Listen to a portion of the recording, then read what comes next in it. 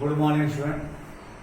तो जैसा कि आज आपका टॉपिक है फिजिक्स फर्स्ट में आपका क्लास इंटर का लॉकडाउन की वजह से जो आपकी पढ़ाई जो है विद्यालय में नहीं हो पा रही, इसलिए ऑनलाइन क्लास की व्यवस्था की गई है। तो इस ऑनलाइन क्लास में आज आपका लेसन 3 का पार्ट 3 है।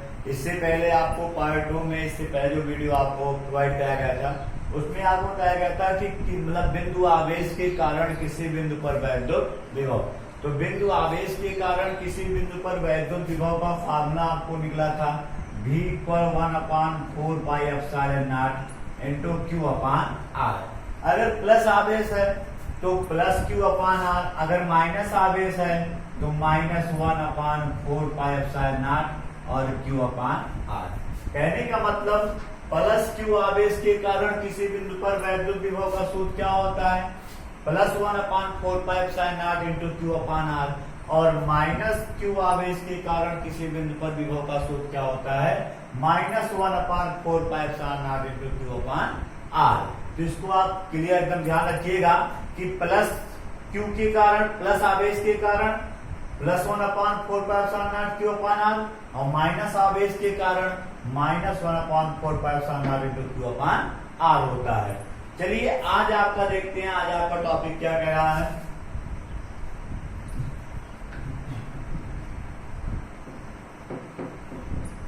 तो जो आज का हमारा टॉपिक है वो हमारा टॉपिक है वैद्युत द्विध्रुव के।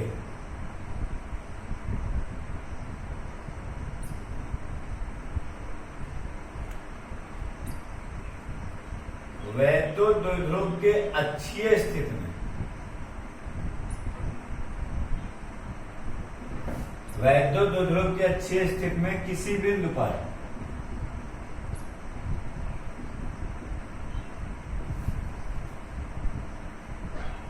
वैद्युत विभव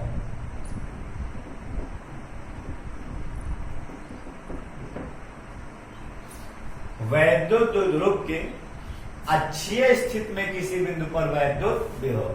तो चलिए पहले स्टेप बाय स्टेप चलते हैं। सबसे पहले फिगर बनाते हैं। तो फिगर कैसे बनाएंगे देखते हैं। यहाँ पर सबसे पहला काम एक वैद्युत द्विध्रुव लेंगे। वैद्युत द्विध्रुव आपको बताया गया है द्विवा निकाय जिसमें दो विपरीत प्रकृति तथा समान परिमाण के आवेश एक दूसरे से अल्पतम दूरी पर स्थित होते हैं, वही वैद्युत द्विध्रुव कहलाता है। विपरीत प्रकृति का मतलब यहाँ पर -Q आवेश, यहाँ पर आपका क्या हो गया +Q आवेश। का नामकरण कर देते हैं AB।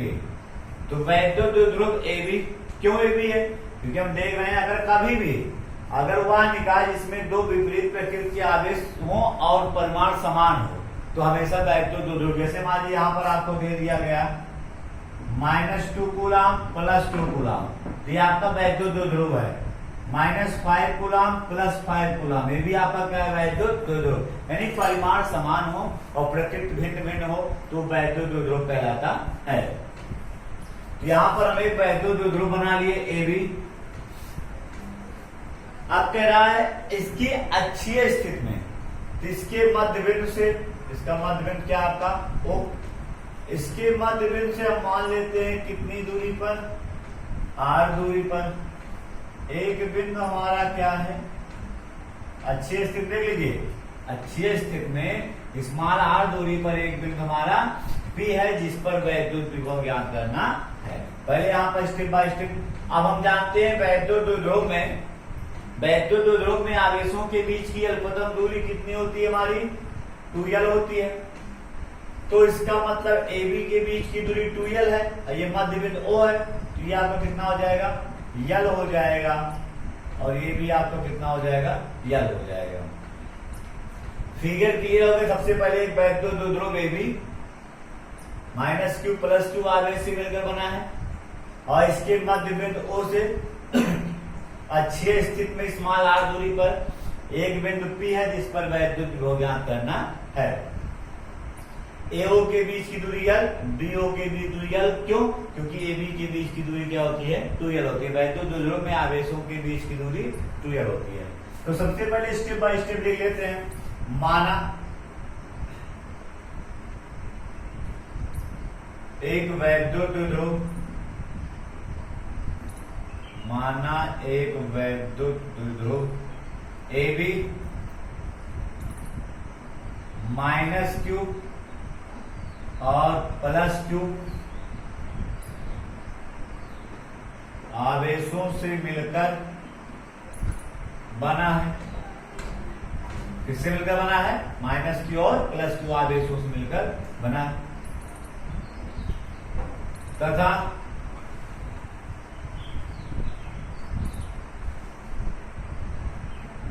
यह निर्वात या वायु में स्थित है। ये कहां पर स्थित है आपका? निर्वात या वायु में स्थित है। निर्वात या वायु के लिए बताया गया परावर्तन के का मान कितना होता है आपका? 1 होता है। तो सबसे पहले माना एक वैक्यूम जो ध्रुव भी माइनस क्यू प्लस क्यू आवेश से मिलकर बना है तथा यह निर्वात या वायु में स्थित है। उसके बाद लाइन चेंज कर देंगे। माना मध्य बिंदु ओ से अक्षीय स्थिति में स्मॉल आर दूरी पर, कितनी दूरी पर? स्मॉल आर दूरी पर एक बिंदु P है। स्मॉल आर दूरी पर एक बिंदु P है जिस पर वैद्युत विभव ज्ञात करना है। तो सबसे पहले जिस बिंदु पर विभव ज्ञात करना होता है, जितने आवेश होते हैं उन सभी आवेशों से पहले उस बिंदु की दूरी निकाल लेते हैं। तो माइनस क्यू से दूरी निकालेंगे अर्थात एपी।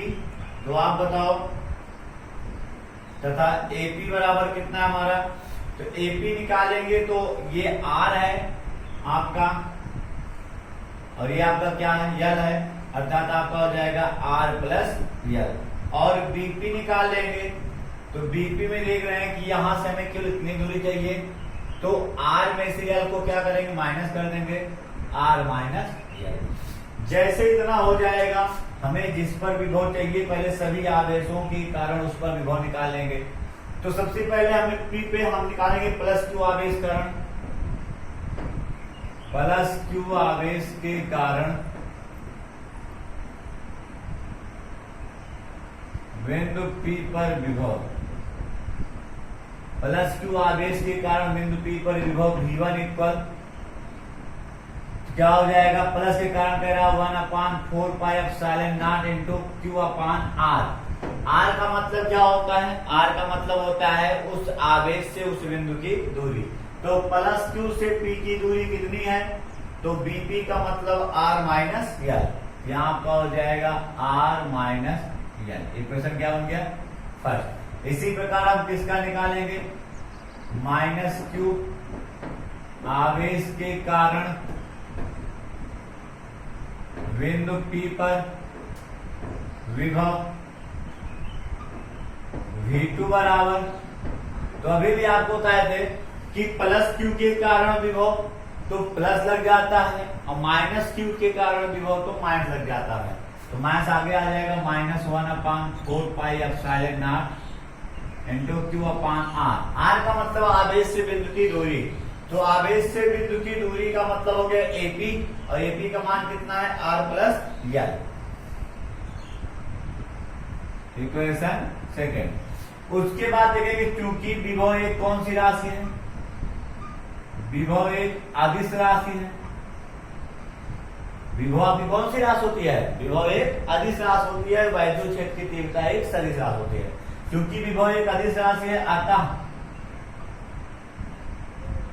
बिंदु P पर परिणामी तीव्रता और परिणामी विभव बिंदु P पर परिणामी विभव भी बराबर। कभी भी अगर जो अदिश राशियां होती है उनका परिणामी निकालने के लिए उनको हम क्या कर देते हैं? जोड़ लेते हैं। तो आपका हो जाएगा V1 प्लस V2। चलिए वैल्यू पुट कर देते हैं। तो आपका V1 की वैल्यू है 1/4πε0 और Q अपान R माइनस यल और प्लस V2। तो V2 वैल्यू माइनस में है तो प्लस माइनस क्या हो जाएगा? -1/4πε0 इंटू Q अपान R प्लस यल। हम देख रहे हैं 1/4πε0 और Q जो है कॉमन है तो कॉमन ले लेंगे। तो आपका हो जाएगा Q upon 4 pi epsilon not, और ब्रैकेट में आपका आ जाएगा 1 अपान R माइनस एल माइनस 1 अपान R प्लस एल। अब हम क्या करेंगे, तिरछा गुणा कर देंगे, सॉल्व करेंगे इसको। तो सॉल्व करेंगे तो आपका हो जाएगा यहाँ पर, इसको देखिए लास्ट में यहाँ बता दे रहे हैं।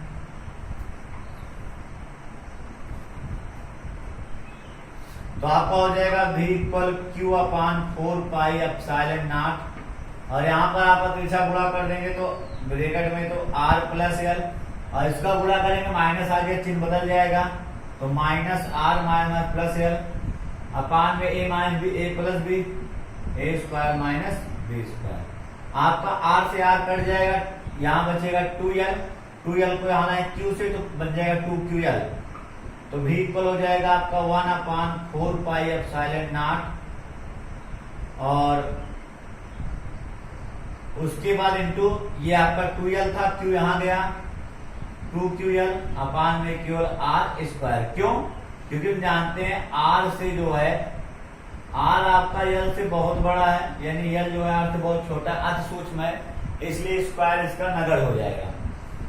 अब यहाँ पर जानते हैं 2QL बराबर क्या होता है, आपका P होता है, वैद्युत द्विध्रुव आघूर्ण। तो आपका हो जाएगा 1 अपान 4 पाई एप्सिलॉन नॉट, और यहाँ पर आ जाएगा P अपान R स्क्वायर। ये आपका हो गया। फिर से एक बार देख लेते हैं, उसके बाद लेते हैं। सबसे पहला काम क्या देखेंगे, देखिए सबसे पहले हम क्या कर रहा है, वैद्युत द्विध्रुव की अच्छी स्थिति में किसी बिंदु पर वैद्युत विभव, तो फिर वैद्युत माना वैद्युत द्विध्रुव में भी माइनस Q प्लस Q आवेश से मिलकर बना है तथा ऐसे माध्यम तथा निर्वात या वायु में स्थित है। वैद्युत द्विध्रुव के मध्य बिंदु O से अच्छी स्थिति में R दूरी पर एक बिंदु P है जिस पर वैद्युत विभव ज्ञात करना है। तो पहले दोनों आवेशों से इस बिंदु की दूरी निकाल लें, तो AP निकालेंगे तो R प्लस एल, और BP निकालेंगे तो R माइनस एल। तो उसके तुरंत बाद प्लस Q आवेश के कारण बिंदु P पर तीव्रता 1 अपान 4 pi epsilon not Q upon R, R का मतलब इस आवेश से इसकी दूरी R minus L. Minus Q आवेश के कारण P पर तीव्रता, तो माइनस आगे लग जाएगा 1 अपान 4 pi epsilon not Q upon R, R का मतलब आवेश से इसकी दूरी तो कितनी है R प्लस एल। जैसे ही दोनों आवेशों के कारण बिंदु P पर तीव्रता निकालेंगे, उसके बाद विभव एक अदिश राशि होती है, अतः परिणामी विभव V बराबर V1 plus V2। V positive है और V2 निगेटिव है, यहाँ माइनस लग जाएगा। Q upon 4 pi epsilon not common ले लेंगे, 1 अपान R माइनस एल 1 अपान R प्लस एल बच जाएगा। इसका त्रिज्या मल्टीप्लाई कर देंगे आपका R plus L minus R plus L, R से R कट जाएगा, यहाँ बचेगा 2l, Q से गुणा कर देंगे 2QL, और हम जानते हैं कि 2QL बराबर आपका क्या होता है, P होता है, P इक्वल 2QL। तो आपका आ गया V equal 1 upon 4 pi epsilon not into P upon R square. P क्या है, वैद्युत द्विध्रुव आघूर्ण।